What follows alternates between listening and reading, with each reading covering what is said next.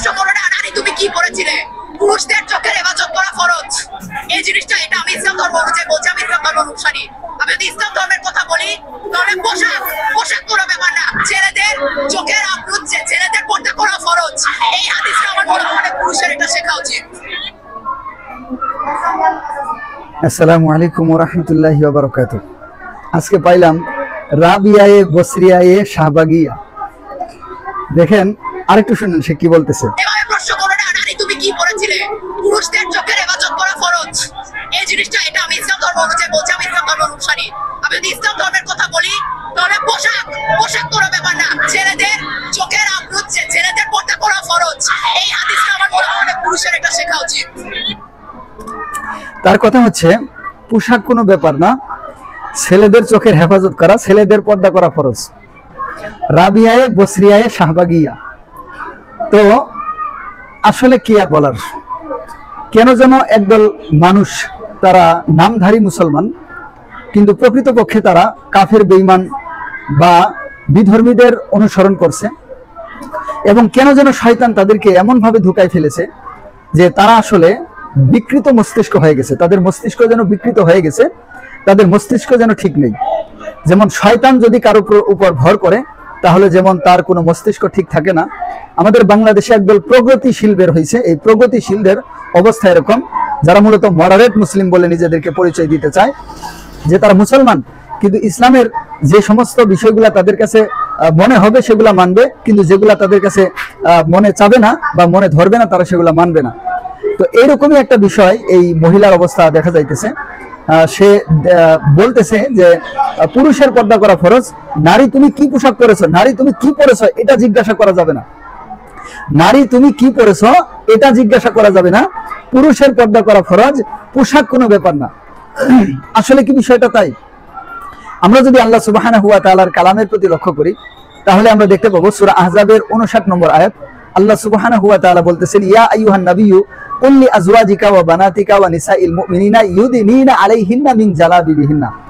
আপনি হে নবী, আপনি আপনার পরিবারবর্গ এবং আপনার মেয়েদেরকে এবং মুসলমান নারীদেরকে বলে দেন তারা যেন ইউদিনিনা আলাইহিন্না মিন জালাবিবিহিন্না, তারা যেন তাদের উরনার একটা অংশ তাদের চেহারার উপর ঢেকে দেয়, তাদের জিলবাব, তাদের উরনার সামনের অংশটা যেন তাদের চেহারার উপর ঢেকে দেয়। আল্লাহ সুবহানাহু ওয়া তাআলা স্বয়ং তার কালামে পাকের মধ্যে এই কথা বলতেছেন। হাদিসের মধ্যে মুসলমান নারীদের পোশাকের ব্যাপারে তো অনেক বিস্তারিত হাদিসে এবং আমাদের পরবর্তী ইমামদের অনেক বক্তব্য, অনেক কথাবার্তা রয়ে গেছে। সরাসরি কুরআনের মধ্যে আল্লাহ সুবহানাহু ওয়া তাআলা এই কথা বলে দিয়েছেন। আর এই রাবিয়ায়ে বসরিয়ায়ে শাহবাগিয়া সে বলতেছে যে পোশাক কোনো ব্যাপার না, নারী তুমি কি পরেছো এটা নারীকে জিজ্ঞাসা করা যাবে না, পুরুষের চোখের হেফাজত করা ফরজ। তার মানে ওরা যেমন ইচ্ছা তেমন চলবে, উলঙ্গ চলবে, শরীরের মধ্যে পোশাক আছে না নাই, কি পরেছে এটা তাদেরকে জিজ্ঞাসা করা যাবে না, পুরুষের চোখকে নিচু করতে হবে। আচ্ছা, এটা কি একটা জুলুম না? আসলে আল্লাহ সুবহানাহু ওয়া তাআলা পুরুষ এবং নারীদেরকে সৃষ্টি করেছেন এবং তাদের বংশবৃদ্ধির জন্য আল্লাহ সুবহানাহু ওয়া তাআলা পুরুষের মধ্যে এক প্রকার হরমোন সৃষ্টি করেছেন, নারীদের মধ্যে এক প্রকার হরমোন সৃষ্টি করেছেন। যে হরমোনের কারণে যেমন লোহা চুম্বককে আকর্ষণ করে, এমন একটা আকর্ষণ আল্লাহ সুবহানাহু ওয়া তাআলা সৃষ্টিগতভাবে দিয়েছেন।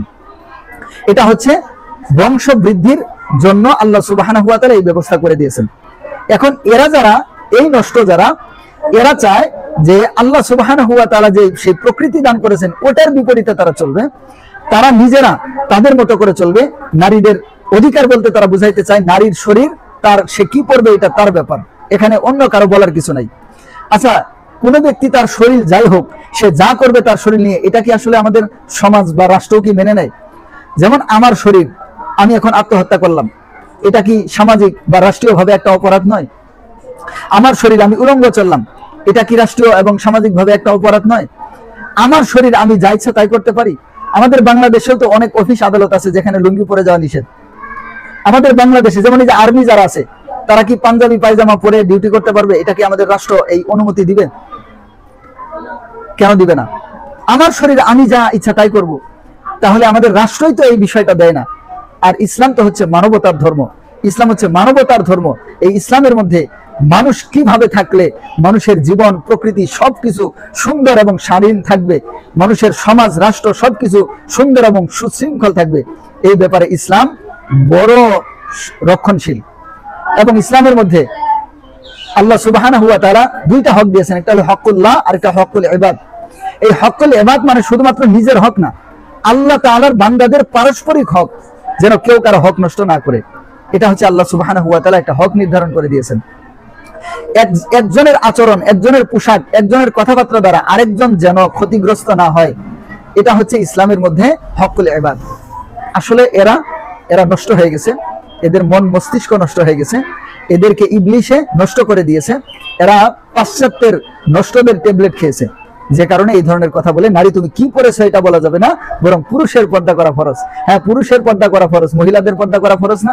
যে আয়াতে আল্লাহ সুবহানাহু ওয়া তাআলা পুরুষদের পর্দা করার কথা বলেছেন, কুল্লিল মুমিনিনা ইয়াগুদ্দু মিন আবসারিহিম ওয়া ইয়াহফাযু ফুরুজাহুম, ওই আয়াতের পরের আয়াতে আল্লাহ সুবহানাহু ওয়া তাআলা সূরা নূরের 30 নম্বর আয়াতের মধ্যে পুরুষের পর্দার কথা বলেছেন।